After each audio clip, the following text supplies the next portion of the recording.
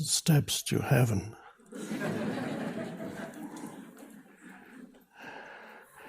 For some strange reason there, I saw when I was doing the sound check, they're full of dead leaves.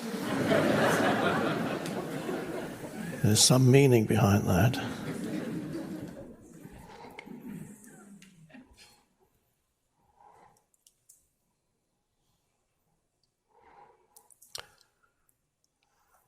So welcome.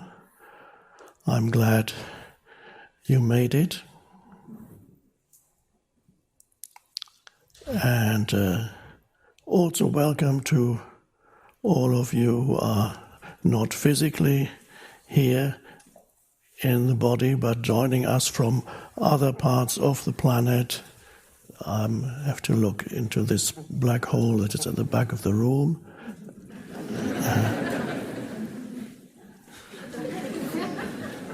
I'm glad you could make it too.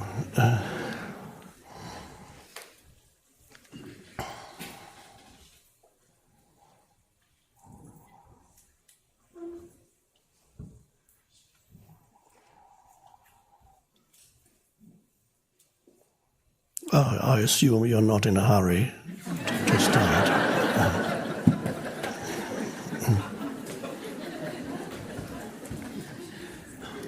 Come on, let's get on with it.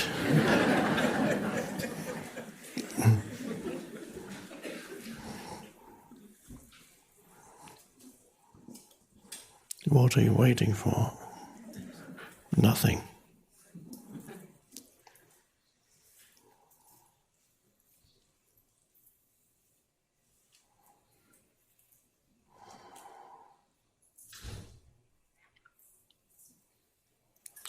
The weather forecast is good. A little bit of rain tomorrow morning, it says, and then the rest of the week, sunshine. But only if everybody tomorrow morning surrenders to the rain.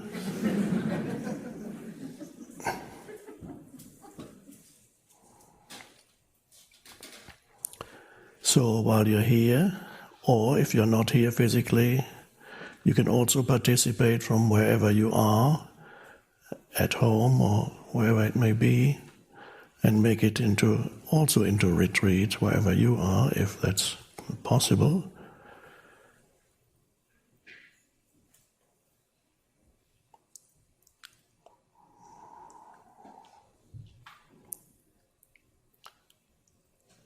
One could say,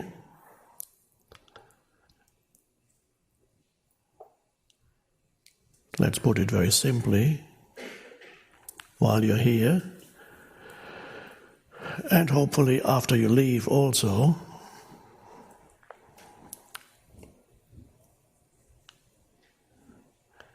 the greatest advice I could give you is watch your mind, which means be aware of your mind instead of being your mind. Be the awareness behind the mind.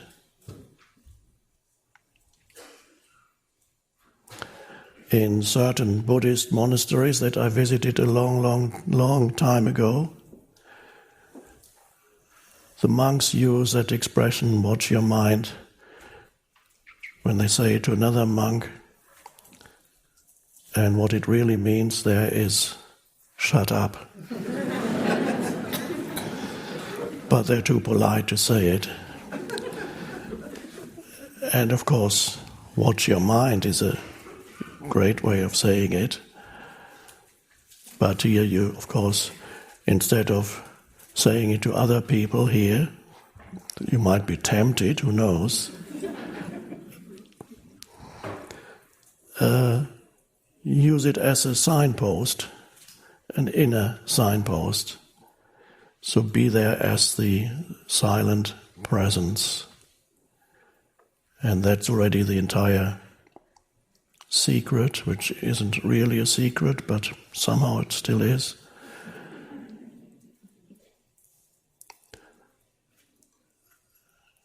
To be aware. Awareness or presence is a space of just being conscious.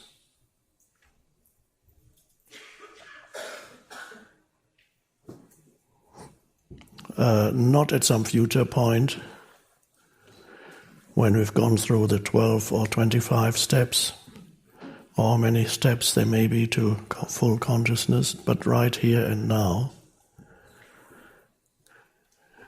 Very important, don't wait to achieve some kind of state. Don't wait to achieve liberation or enlightenment or some kind of fireworks or some kind of transcendent experience,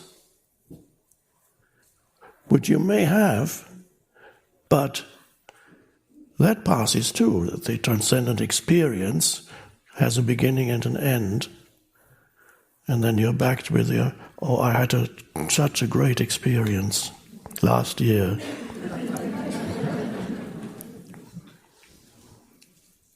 I want to get back to that. How do I get back to that? Don't try to get back, because that's not the way, that's the wrong direction.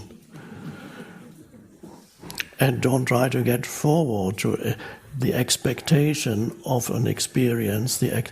One of the great obstacles, especially for those of you who could be considered or who consider themselves to be spiritual seekers, which this may actually have become part of your identity because you've attended many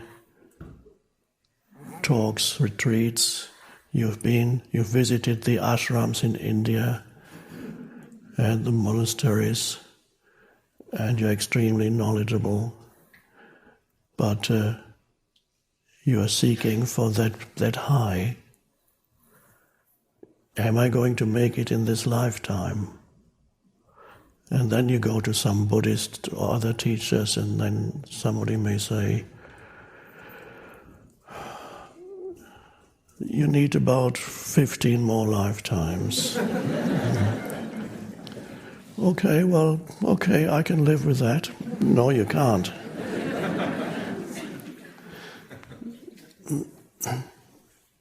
These are all concepts in the mind.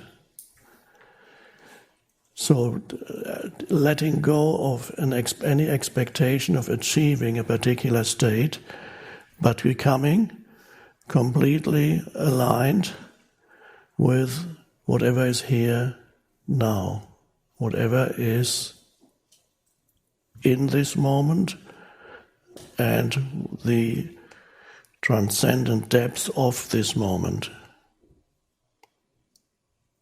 Then there's nothing to seek anymore. And your search ends the moment your mind ceases and some stillness arises. And you know it's there without naming it. That's the end of the search. No, you may adopt the search again when the stillness gets covered up again by mental noise, because you have in your mind, there may be for some of you, the seeker identity, and that identity wants to carry on seeking, and that identity will tell you after moment of stillness, that wasn't enough. It wasn't the fireworks. But it is enough, but this deepens the state. Now this is a little paradox because it's full of, the spiritual life is full of paradoxes and spiritual discourse. The timeless state of consciousness, which is presence, deepens. Now you can see the slight paradox in that. So, over time, the timeless state of consciousness deepens. It manifests more and more fully through you, and yet it's timeless.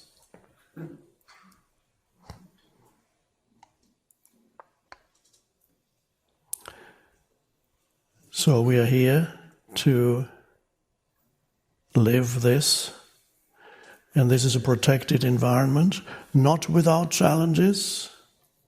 Even here, this beautiful place, it's almost a kind of ashram. Even here, some challenges may arise because life is like that. It does that to you. And some of you, on your journey here and arriving here, may already have experienced a few challenges.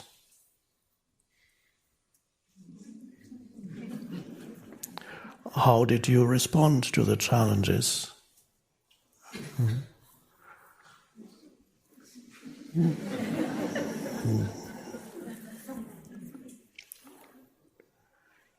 It doesn't matter how you responded. If you were not present and the challenge made you reactive, and mental, emotional, reactive movement.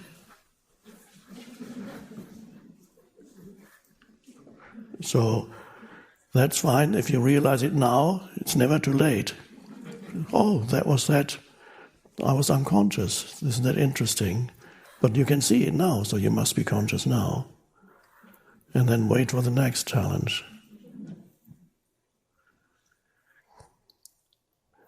You may have arrived in your room and it was very small and like a monastic cell.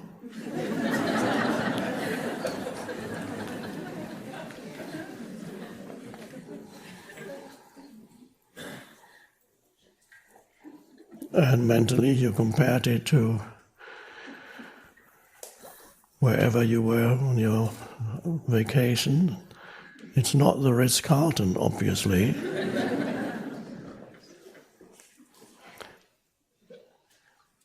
But a monastic cell is a lovely place for surrender and realizing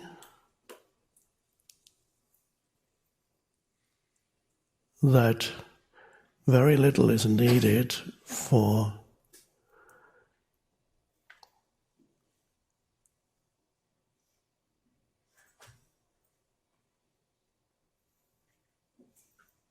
presence to arise. It's much more likely to arise when things are taken away from you, rather than when things are added to you. The mind doesn't know that.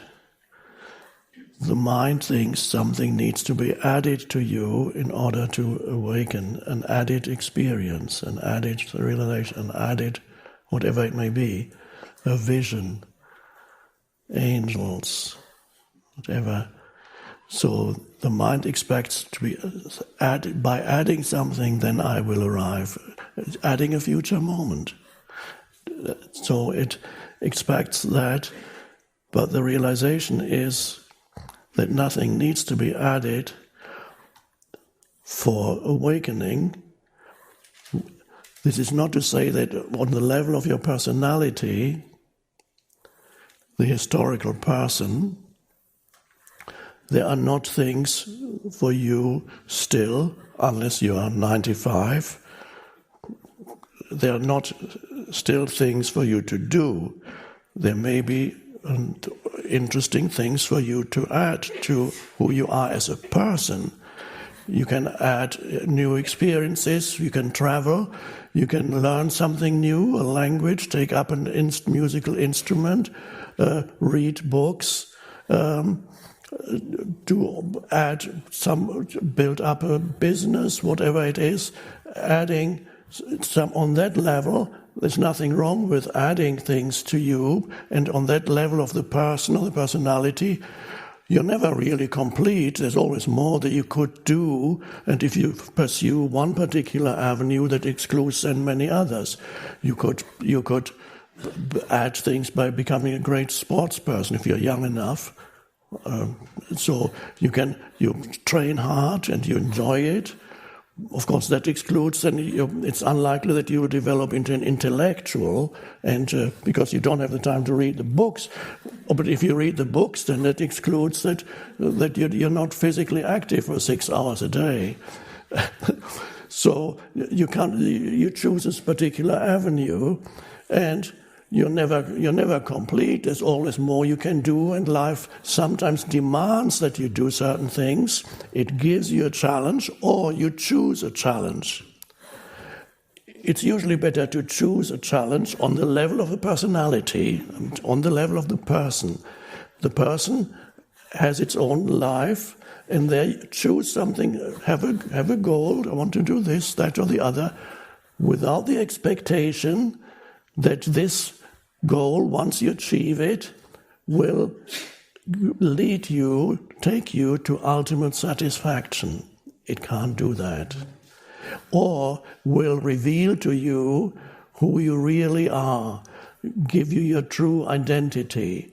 So when you're looking in this level of the person, when you're looking to worldly, all the things of this world, through achieving this, that, or the other, that this will give you some very satisfying sense of identity, of being you, the sense of having arrived.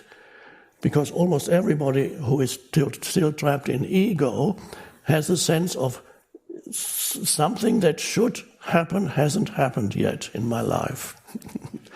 There's something missing. So this can be very strong in the forefront of your mind, or it can be in the background, the sense of lack, the sense of something is not quite right here, but you don't know what it is. You're not at ease in the world. There's an underlying sense of unease. And for some people, the underlying sense of unease is so all-pervasive that they don't even know it, because since early, even childhood, it already started, and so they don't know anything else.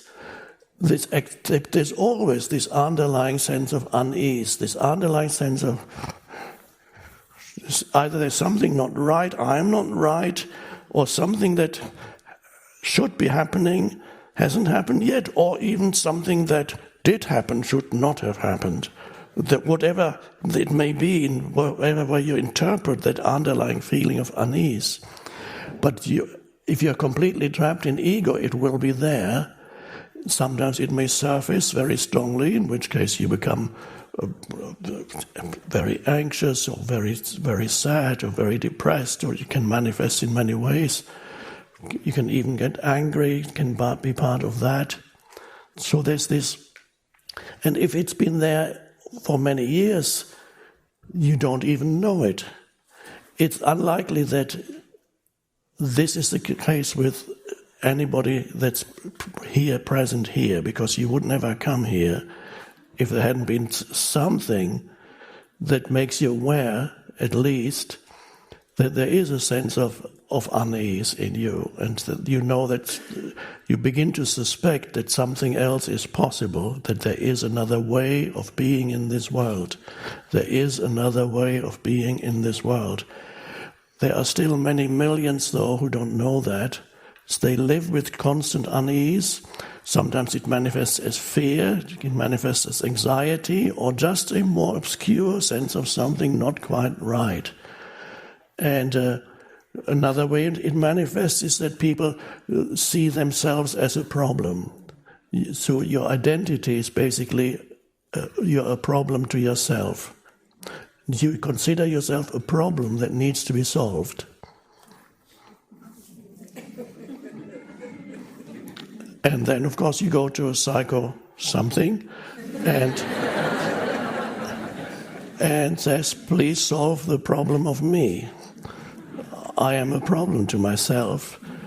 And you are a problem to yourself. That would be a great thing to realize that you're a problem. But if you're really deeply immersed in that, you don't even know that. If you're really deeply immersed in that pattern, it's always the others who are the problem. So if you're very unconscious, you wouldn't even say, I'm a problem to myself. No, it's he, she, they are the problem, not me. And so perhaps you wouldn't even seek a psychotherapist, because if you seek a psychotherapist, at least there is an admission that change is possible and change is needed. But there are still millions who don't even know that the inner change is possible and needed. It's all out there. And these people are very active online.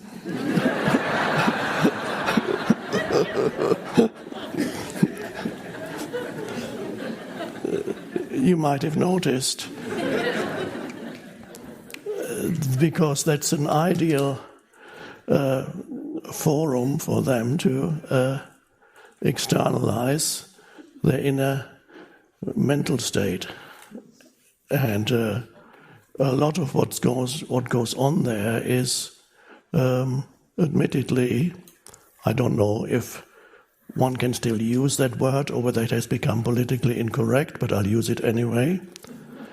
A lot of what goes on there is actually crazy.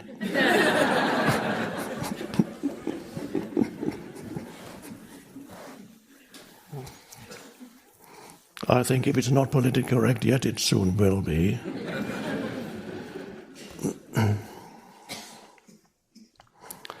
So you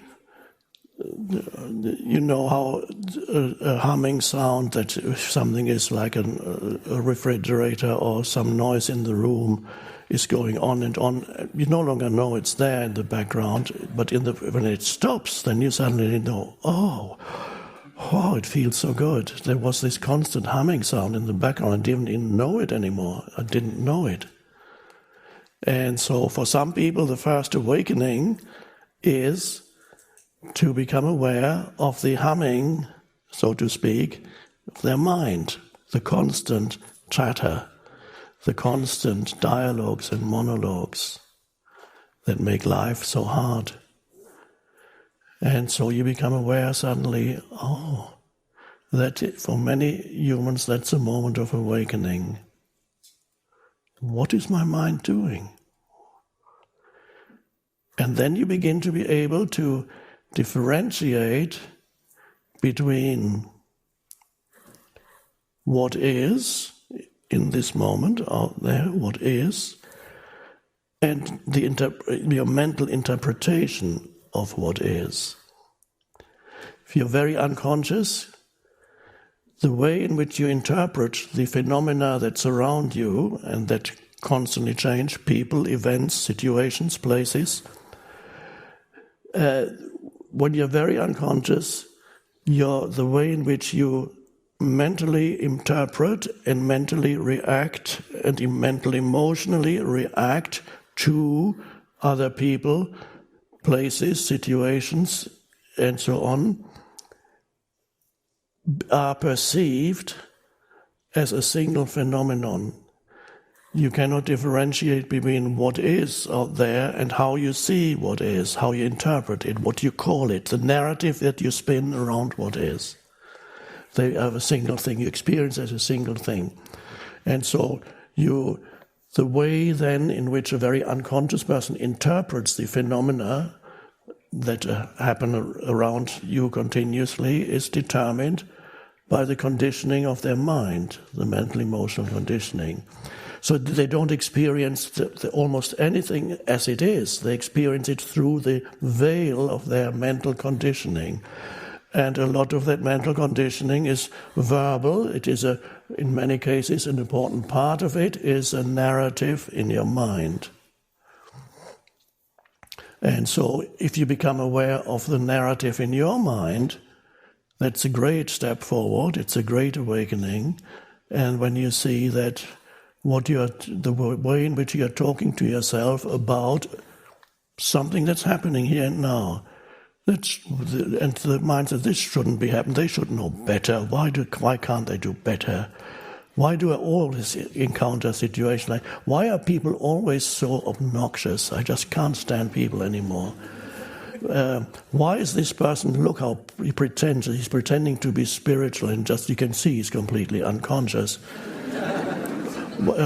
What's this place? Why did I even come here? Well, I'm stuck here in this room, and is it even clean?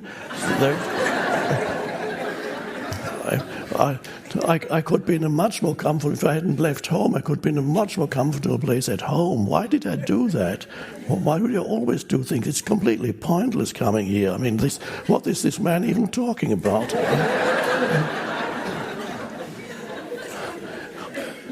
And so it goes on and on. And you cannot differentiate between what is and how your mind interprets what is. It's crazy.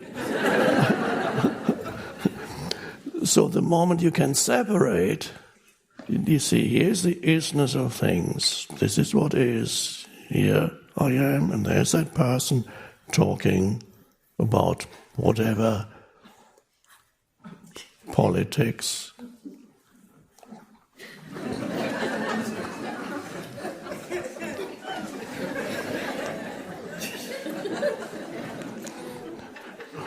And you may find in yourself an urge to say something.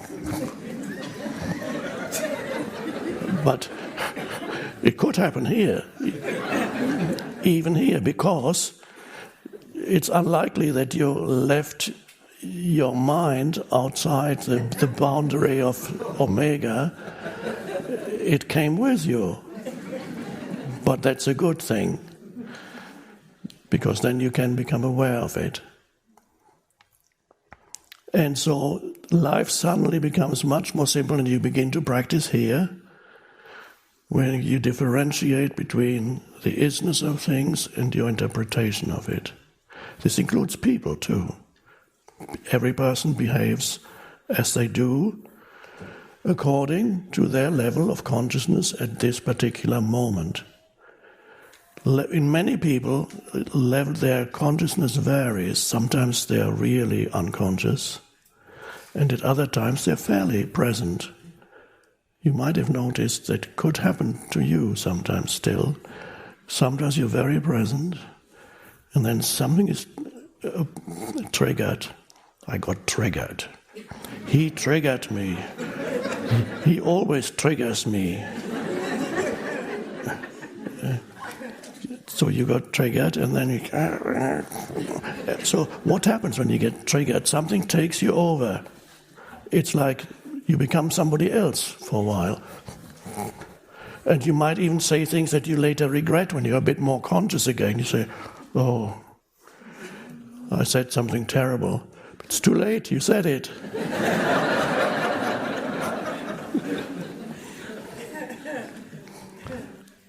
Of course, then forgiveness has to come in. Oh, there's another problem. You have to forgive yourself. No, you don't have to forgive yourself. That's too complicated. You just have to see that neither you nor anybody else can manifest behavior or speech that is beyond their level of consciousness at that particular moment. That's obvious. So if you get annoyed with people, or of course some things on a practical level you can have changes on a practical level. You can say, don't do this. This behavior is not acceptable, and that's a clear statement. It doesn't have to be reactive. But to learn to realize that, and this is a strange way of putting it, when you criticize other humans, or you look at them and say, oh, the dreadful person. I wrote that somewhere, I think in the book Stillness Speaks. If you had the same personal history as this person, and if you had the same level of consciousness as this person, you would behave in exactly the same way. Because that person is determined by his or her past. The behavior is determined by the conditioning of this person's mind. Now this, of course, we have to look very carefully. It seems to imply that people are not really, and this is a little problematic, people are not responsible for what they say or do. Is that true? Is nobody responsible for what they say or do? Well, you can see that a very unconscious person, they cannot help doing what they do. And even if they do dreadful things, if they were more conscious, they would not. However, the evolution of human consciousness happens gradually, and sometimes right now much faster than before. It happens through suffering for all those who are very unconscious. They generate suffering for themselves and others. Suffering, when you're very unconscious, you generate an enormous amount of suffering for yourself and anybody who happens to be in your immediate surroundings. And ultimately, although you're not responsible for what you do, you will suffer the consequences of your unconsciousness.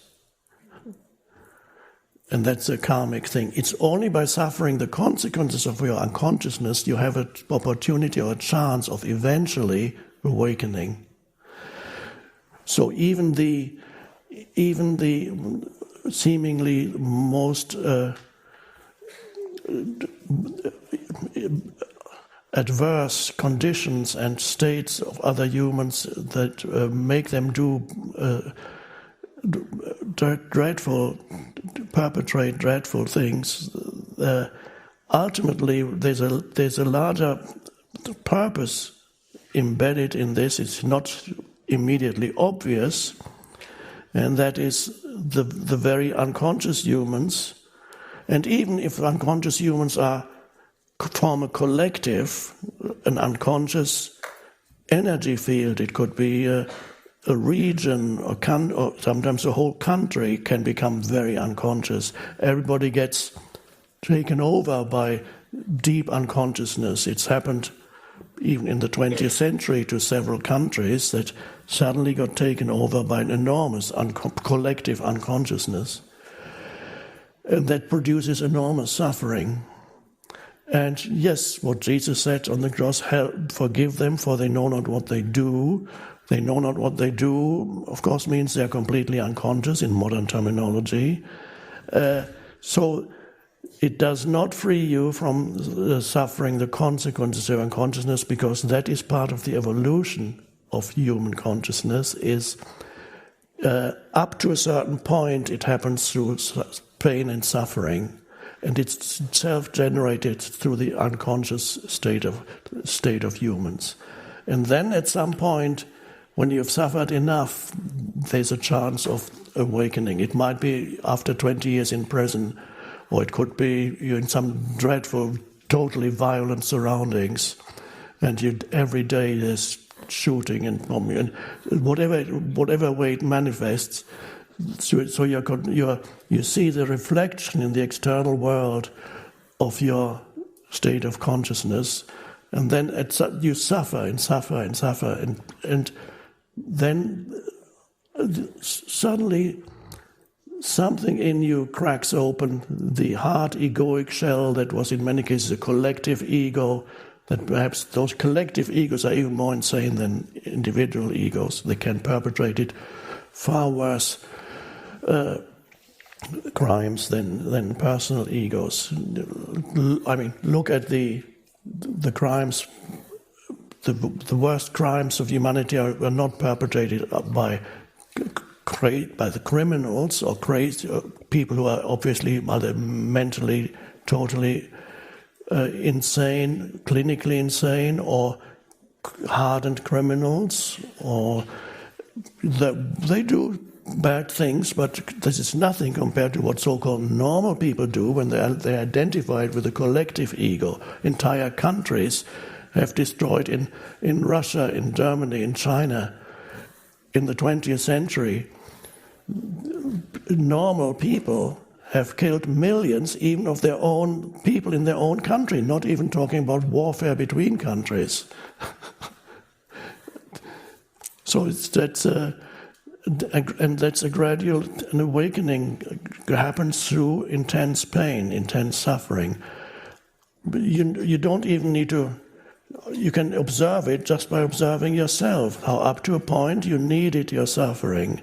If you hadn't suffered, you wouldn't be here. If I hadn't suffered, I wouldn't be here. I know that.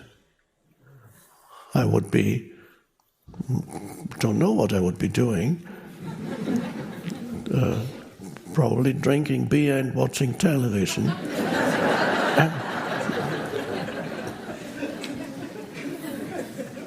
No need to do anything. What's the point?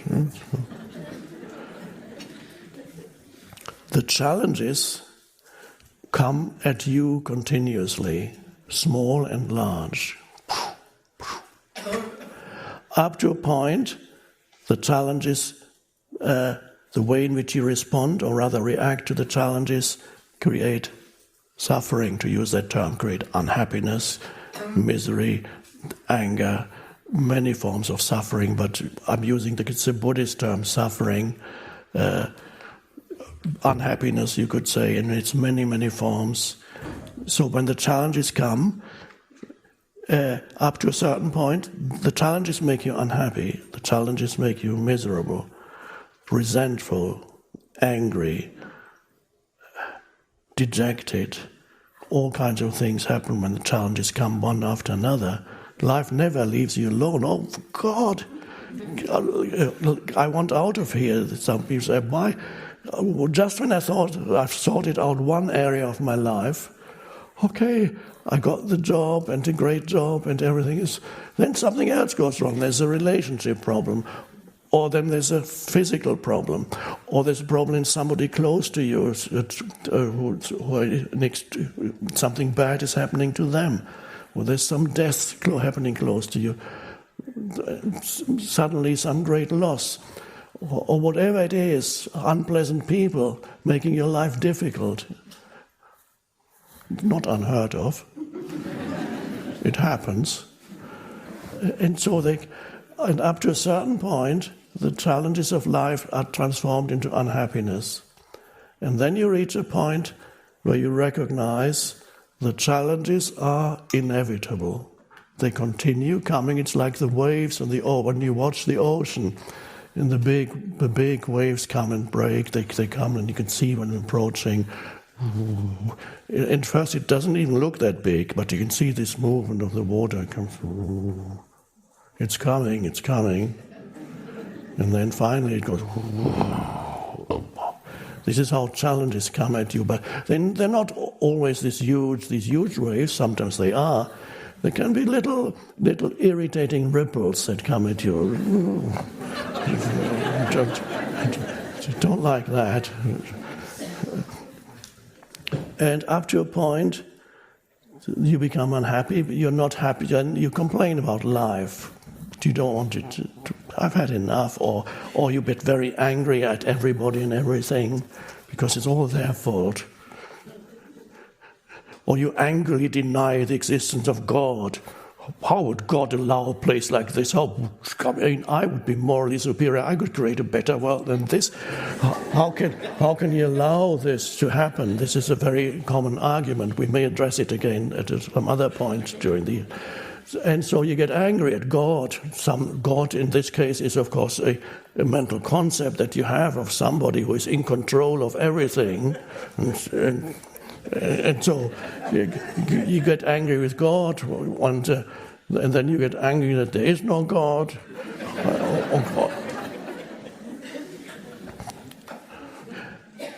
And then up to a point, and suddenly, when you no longer demand that life should not be difficult, that these things should not be happening to you, then suddenly something shifts. Challenges keep coming, but they no longer make you unhappy. They make you more present.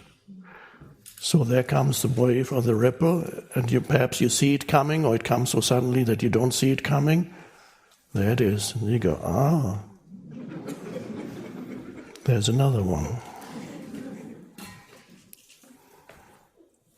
And as they come, they create an alertness in you that would not be there if the challenges were not be happening. In fact, you needed them, because without them, you would be half asleep. This is the human condition. You would be in a somewhat lethargic state, because life is fine, I'm doing fine. Every animal develops their particular power because of challenges. They need the challenges, and then through the challenges they develop certain powers of like extreme speed. And they all have a high degree of alertness. The animal needs its own alertness. It's very different from the presence that arises in humans. It is a higher level of consciousness, but it's the same consciousness. The animal is very present and alert, because if the animal were not present and alert, it would have become extinct a long time ago. And so some animals, like the deer, there's deer around here, these with big ears, there. And the deer have, if you look at the ears of deer, they are enormous, very long, and the ears go, wherever there's a little noise, the ear moves that like a radar, and is very, very alert.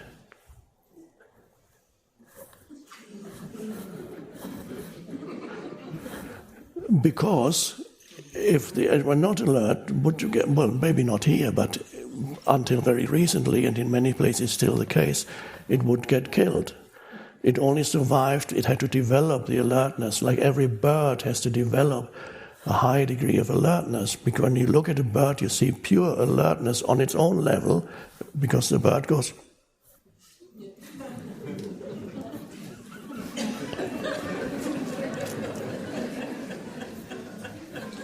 Beautiful, you can learn presence.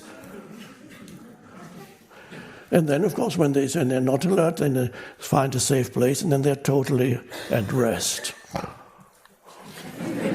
And they're not thinking about their problems, because they haven't reached the level of consciousness that produces problems. They are below problems. And your destiny is not to regress to a level of consciousness below problems by becoming stupid, because that's not where the evolution is going. The evolution is going towards greater consciousness. You rise above the problems. You don't fall below your problems.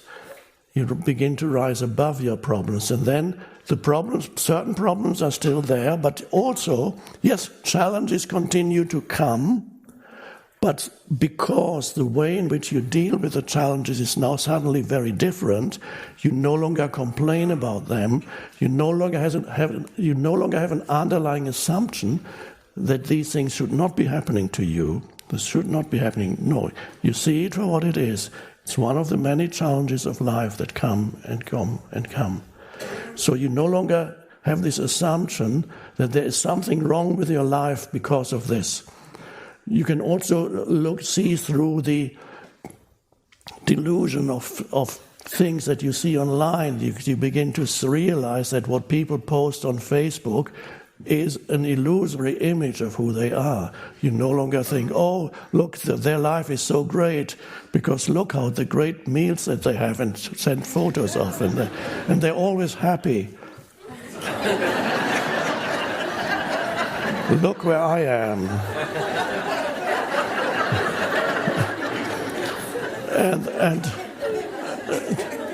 And they look so good. Their face is just so unblemished that of course, you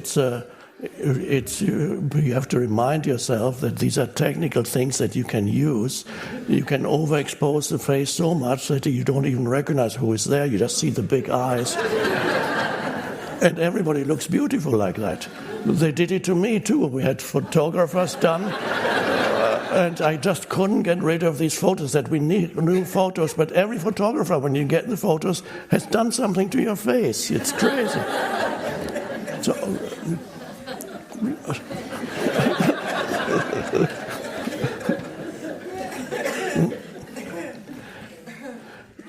So the challenge is there's no longer the expectation that the world is here to make you happy. It's not. Oh, that's a big relief. I thought it was here to make me happy. So I don't need to complain anymore, because it's pointless to complain about something that is actually, it's meant to be like that. Why? Okay. And then suddenly the challenges that come no longer transformed into heavy problem making. Not only that, because only part of the challenges of life come from so seemingly outside of you, through other people and events and things that happen. And a very great part of challenges actually come from your own mind.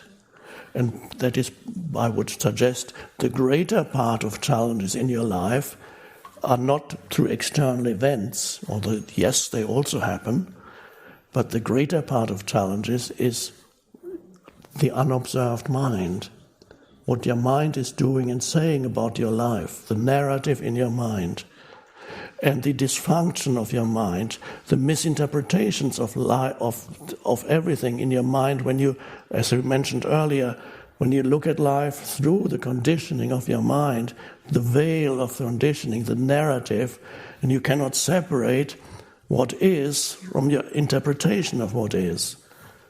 And then that is, and suddenly you realize, okay, here's the challenge, and you're not complaining anymore. You're just looking at it and facing it. And you become more alert through every challenge that arises.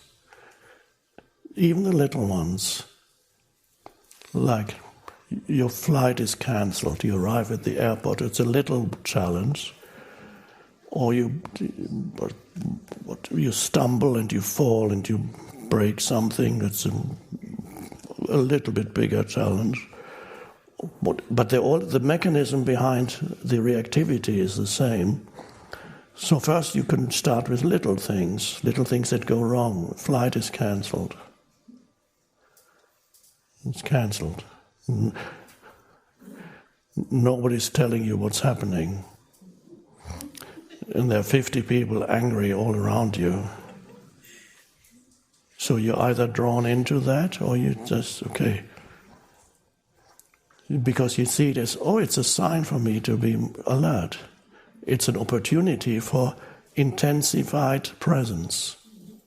And then you become actually intelligent for the first time, because you access one could say, higher intelligence, and then if a certain action is possible in that moment, you take action, and it'll be right. It's not reactive. It's action, but not reaction. And if no action is possible, you're simply in a state of complete surrender, and you feel great, just. And maybe you sit there for 2 hours, and still nothing has happened, and then perhaps you go to a hotel, or you sleep on this chair, and it no longer creates a problem in the conventional sense of the word. It no longer creates an unhappy entity that is you. it creates more alertness. And I have had accounts of people who were given a very serious prognosis when they went to see their doctor. And usually the case is that when the doctor tells you something that might imply that there is not much time left for you, that's a terrible thing when you believe that your life is not complete yet, that there's so much more that you wanted to do, that you could do, but you may not be able to do it. So usually the first reaction would be very great suffering. But in some people that also has created, I've had quite a few accounts of people who suddenly became intensely alert and present. They refused to leave the present moment because they realized, either through coming into contact with this or some other similar teaching, or intuitively, without having any guidance, they realized, if I leave the present moment, I become unhappy.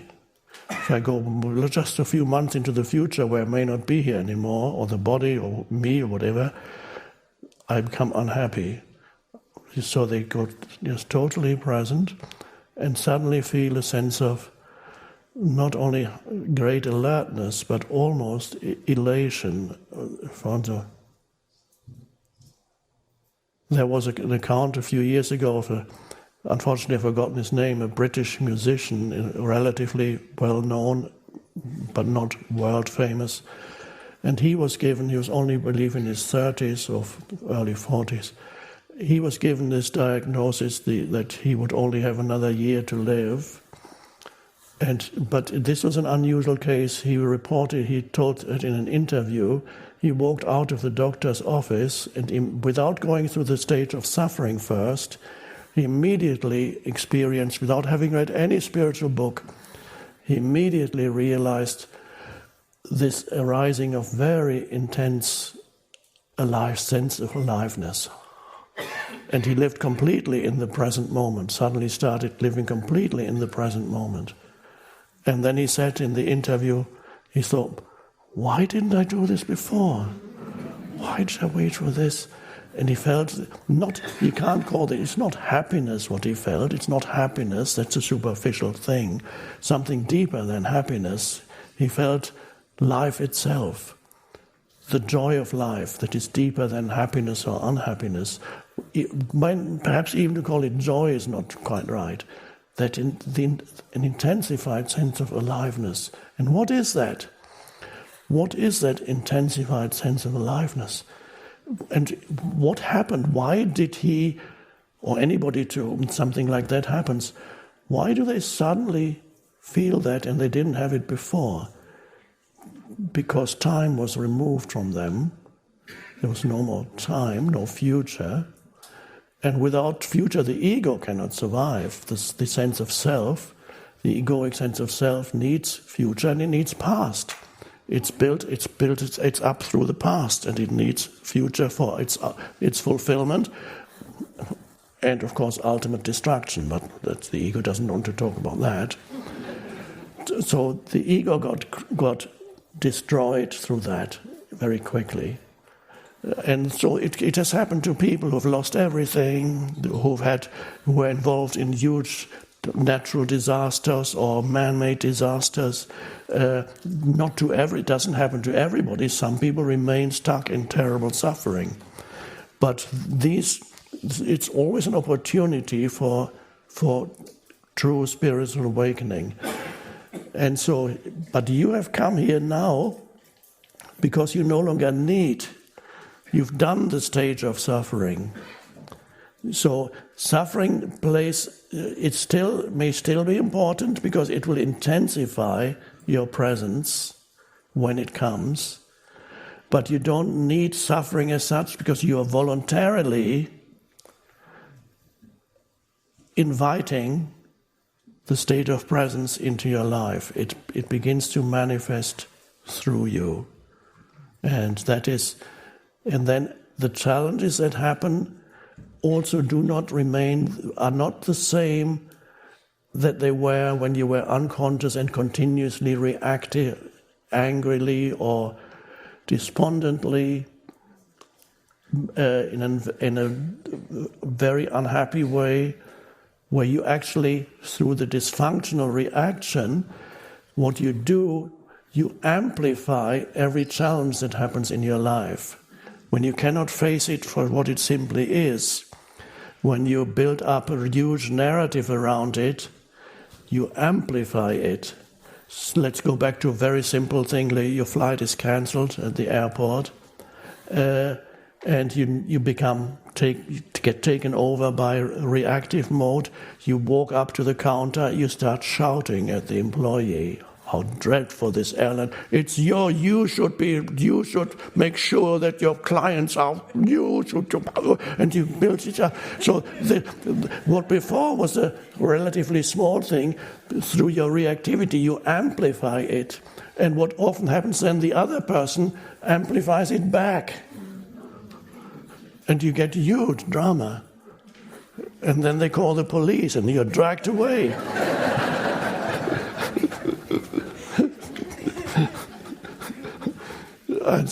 One often reads about people, especially these days in planes, perhaps because the seats are so narrow. So many people get very unconscious on planes, and they start making a scene and shouting, and then the plane has to land somewhere, and they have to be taken off the plane.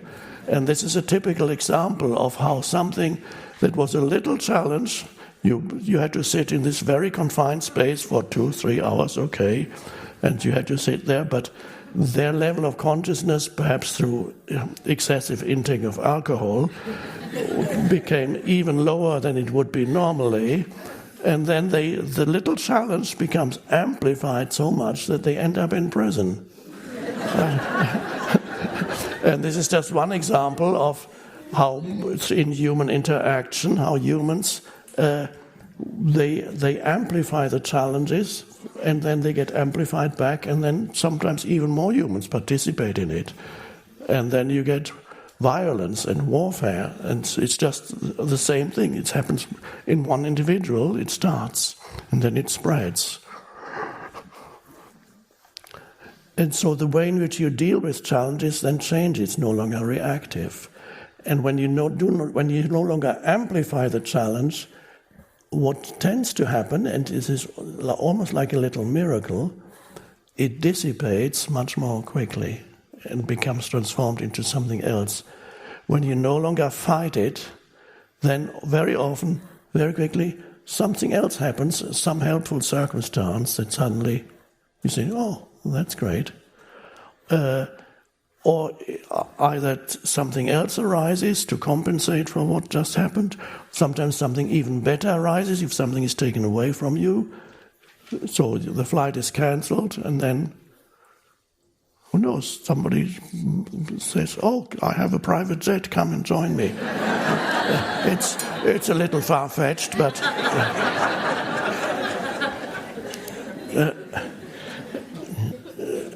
and of course you wouldn't get in a private jet because it's bad for the environment, so don't go there.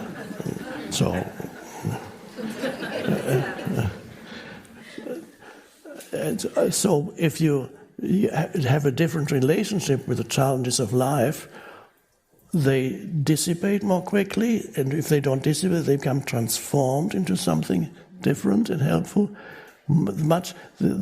Instead of amplifying them, you help transform them. It's through your state of consciousness. So although I'm saying that challenges continue to come at you even as you become more and more present, that is true, but it is also true that they dissolve more quickly. And what is also true is, even if they don't dissolve, they no longer make you unhappy. And so you no longer have an unhappy identity, an unhappy sense of self. And that's a great relief when you're no longer deriving your sense of who you are from this unhappy sense of self. And if you look at humans, not humans who are here, but normal humans,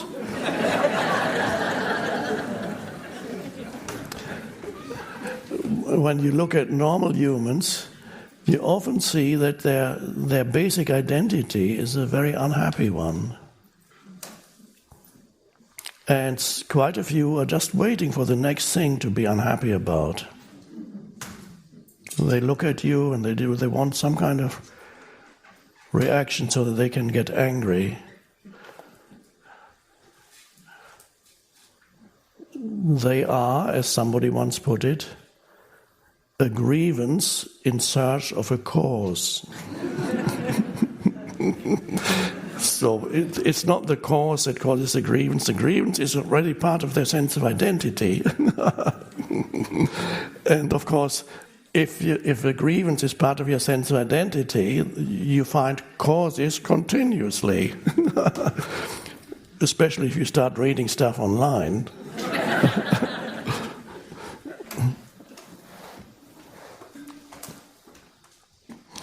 Is it too hot here? Now, either we can do something about it,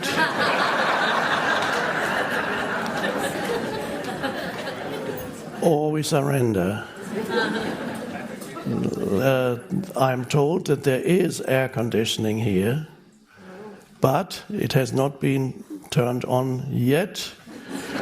There are also, surprisingly, windows there. I don't know if they are open or closed. It's dark there, I can't see. They can feel a little bit of air. That was a very good idea. Somebody opened a window.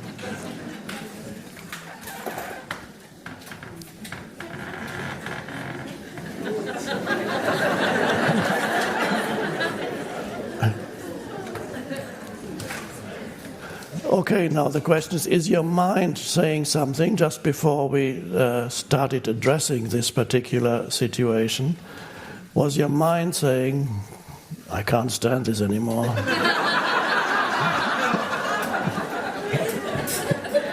Why can't they do something here? This is just awful. How do you expect people to just sit here in this heat?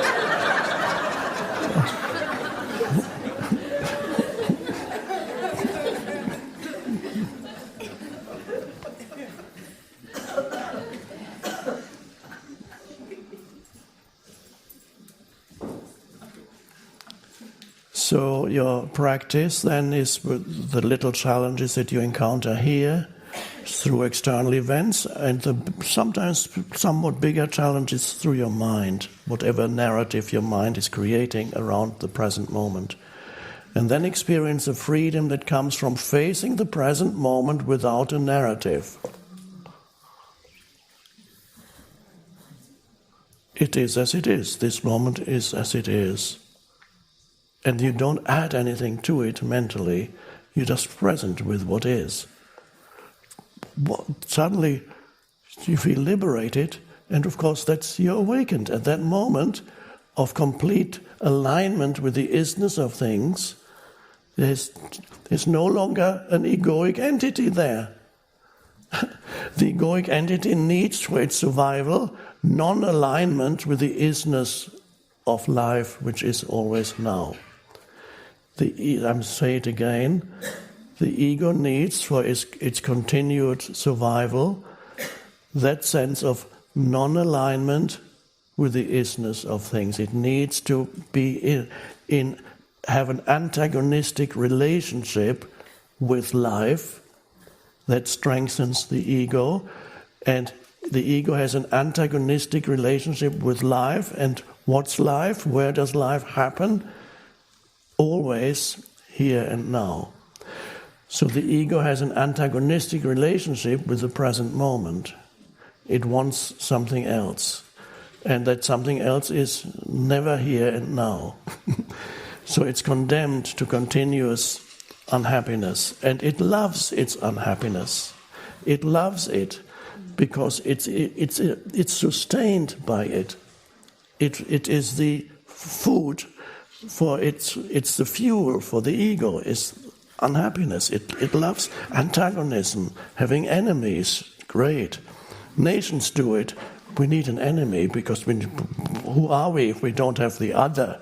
So we need to emphasize the otherness of the other. People do it to other people, but nations can do it also to others. So who is the bad nation now? We need to find these are the bad guys. There was a problem when Soviet communism collapsed because this one big enemy suddenly didn't seem to be there, and then for a while they didn't know what to do. Well, then of course came the terrorists and all that. So that's fine, and then. But now they've discovered that Russia is bad, not even without communism. Russia has continuously evil intentions to interfere in elections. Of course, the United States never do. So,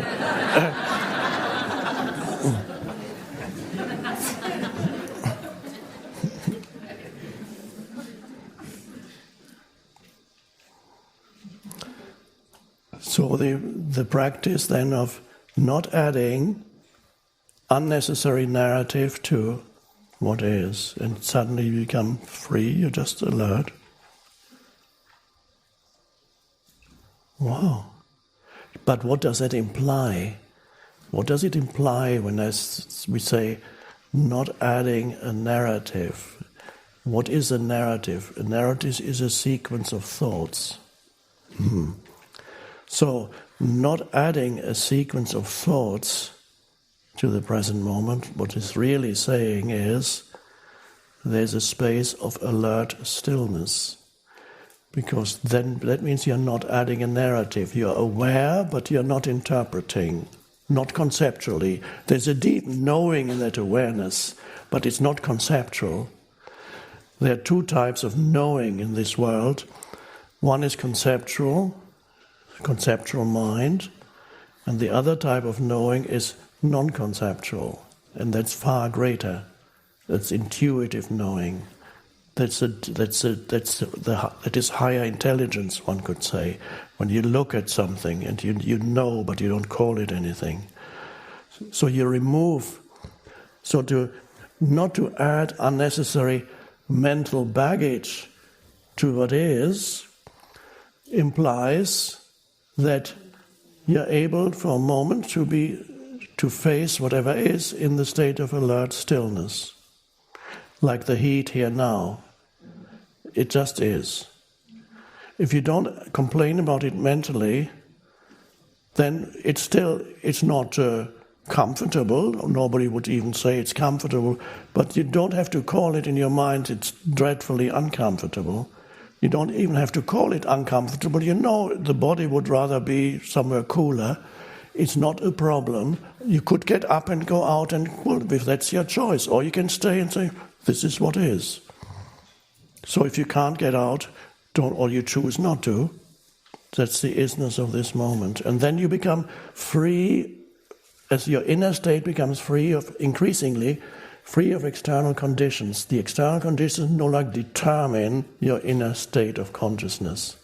That's an enormous freedom, because until that happens, you're at the mercy, for your inner state of consciousness, you're at the mercy of what happens continuously.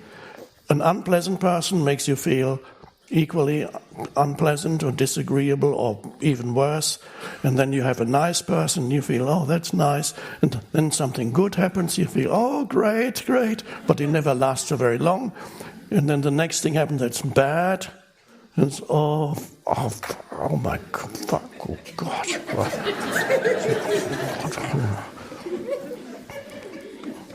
So it continuously at the mercy of situations, people, and so on. And so you're reacting. All this keeps the ego, the false sense of self, going. So your practice here is then, as much as possible, face the present moment without any narrative and experience the beauty of that. It's easy with nature. You can look at a tree, you can look at the sky and the many plants here without imposing any narrative on it. You can just watch. Wow. Wow is a good word. Wow is ultimately, it's the least conceptual you can be. Wow is just wow. Wow. After wow comes nothing. There's just a space. Wow. wow is not really an interpretation, it's just a remnant of an interpretation. Wow. And then there's stillness. I don't know, it's maybe apocryphal, but they I read them as Steve Jobs, the iPhone man, when he died, his last word was, wow. I don't know if it's true. But that's a nice last word. If I have to have a last word, why not wow? Wow.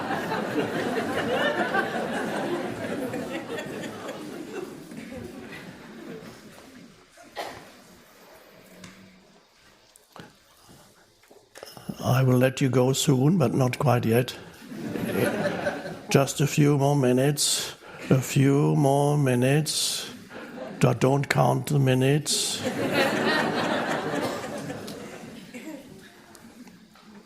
One more thing now. While you're here, this is just an additional comment, but all connected with what we've been saying. As much as possible, don't carry around with you, or as little as possible, carry around with you your life situation in your mind. Everybody has a life situation, something that you left at home, a certain set of circumstances and problems. Problems, yes, everybody has them. A certain set of circumstances and problems to do with other people, your job, your health, your financial situation, your living situation. Some of these things get mixed into a particular mixture, configuration, and so there's not a single person who does not have a somewhat problematic life situation. When you look back to things that needs to be solved, or something needs to be sorted out, or don't know, big problems, what's going to happen, you don't know. So usually people walk around carrying this burden of their life situation. They're so identified with it, the entire personality is made up of this problematic life situation, and they don't know they're carrying this burden around. And most of the time they think about it. And they think by continuously thinking about it, they must arrive at some kind of solution. But that's not how a solution arises. Focused thinking from time to time, yes, but continuous overthinking is the opposite of finding a solution. It's amplifying the so-called problem and amplifying a problematic sense of self, which is a huge, heavy ego. So don't walk through the beautiful surroundings here with the heaviness of your life circumstance, I call it your life situation. You can take it up again when you go home and address your problems. Whatever can be done, you do. What cannot be done, you surrender to. That's fine. But this is about something else. It's not about your life situation. It's about finding life. The life that's underneath your life situation, and that is the being. Your life situation is concerned with doing all kinds of things and happenings, but underneath your life situation there is a transcendent, I sometimes call it a transcendent dimension. There's a sense of beingness, of presence, that is far deeper than your person. It's underneath the person, so to speak. Then when you get... This is why you're here, to go into this sense of being, so that you are not consumed by your life situation and by doing. So this is not denial. This is not denial of your life situation. It's finding the transcendent dimension. And once you begin to find the transcendent dimension, you're just becoming still here, alert. Still, watch, transcendent dimension begins to open up. Don't think about your problems here. What point is that? And how do you get out of it? If your mind has a certain momentum and you cannot stop thinking the mind, then just choose certain simple practices, no matter where you are. Choose conscious breathing. Even while you're walking, choose conscious breathing into the body, and you begin to feel the inner body. You feel the abdomen